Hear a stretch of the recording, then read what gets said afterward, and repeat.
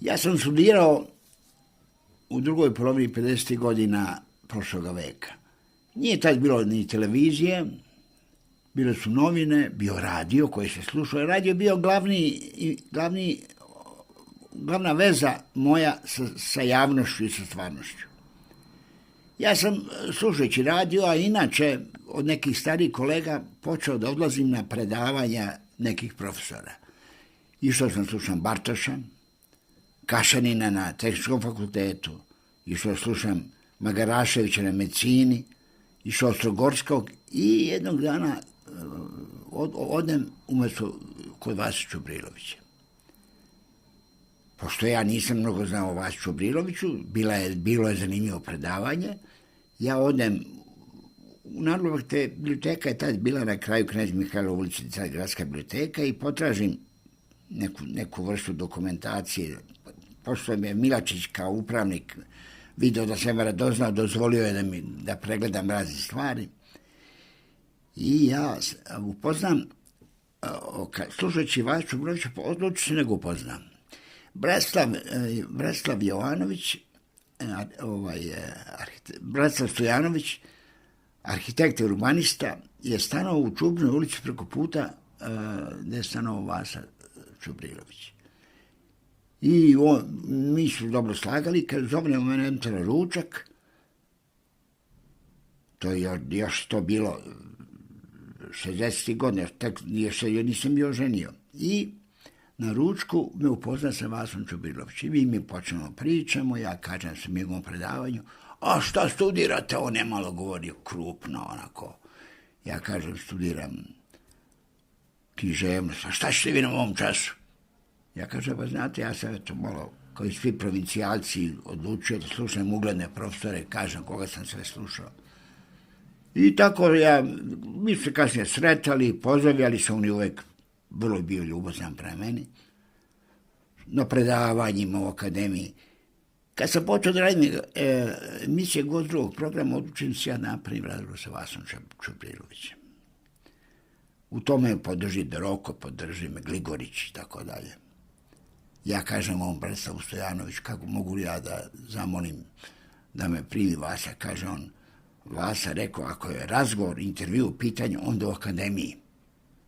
Ovako je, rekao, da dođeš prvo na kafu, kod mene i kod njega, a onda idete zajedno kad imaju da razgovarate o tom razgovoru. I odem u akademiju i ja mu kaže već, to je bila početak ciklusa Gost drugog programa. On kaže, dobro, slušat ću ja nekoliko emisija, pa ću vam javiti. Nisu pošli 2 emisije, on se javi, kaže, hoću. Odem kod njega i onda mi je pričao o svom životu, naravno je bilo meni tužno slušati o zatvorima i onom koji je imao u Prvom svjetskom ratu, posle u Mladoj Bosni, i onom koji je imao u toku okupacije u Drugom svjetskom ratu.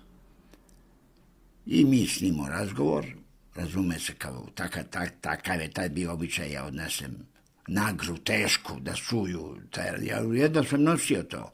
Nije to lako, bar za mene ja sam tad u radio kad sam bio, odnesem nagru, slušam on i on dopade, ide to, emituje se i tako dalje. I jednog dana on me zove da dođem kod njega, ja mu dao da autorizuje razgovore. Naiđe Samarčić Radovan. Kaže on meni, evo ga, kaže, ovaj mali, on bi bio dobar da vam bude sagovornik. A Samarčić na njih leđa nešto rukama pokazuje. Šta je bilo stvari? Poslije mi kaže Samarčić da je on znao da sam ja bio pre njega gost drugog programa. On bi se na mene naljutio. I jednom prilikom nastavljao mi razgovor, kaže on meni, ide u akademija je, kaže, ima mnogo ljudi, vrlo je značajna, ali ima, kaže, jedna stvar koju nikako ne mogu da razrešim.